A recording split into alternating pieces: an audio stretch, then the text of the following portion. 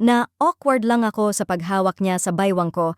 Ito raw ang naging pahayag ni Andrea Brillantes sa kumalat na usapan tungkol sa kontrobersyal na video sa Tatler Ball 2025 kung saan kasama niya sina Dr. Vicky Bello at Hayden Ko.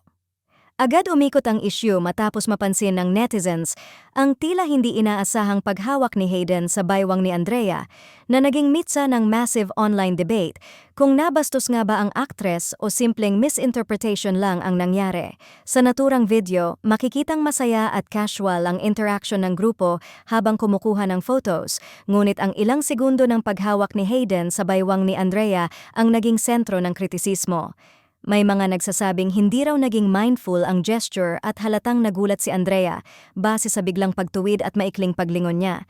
May ilan namang nagsabi na mukhang polite topic lang iyon at baka na-misinterpret dahil sa angle ng camera, pero hindi iyon naging sapat para pigilan ang pag-apoy ng issue dahil sa mismong pahayag ni Andrea na na-awkward siya, mas lalo pang lumaki ang ingay online. Ginawa itong batayan ng ibang netizens para sabihin na may boundary crossing umano, habang ang iba ay bumuwelta na hindi tama ang mabilis na paghusga sa isang gesture na maaaring walang intensyong masama. Sa kabila nito, lumalabas sa comment sections na ramdam ng publiko ang tensyon at hindi mapigilang idikit ang nakaraan ni Hayden sa current situation, dahilan para mas uminit ang diskusyon. Lumabas din ang mga opinyong nagsasabing sana raw ay mas iningatan ng mga kasama ni Andrea ang physical space nito lalo na't isa itong mas bata at mas public figure na madaling ma-interpret ng audience ang anumang interaction.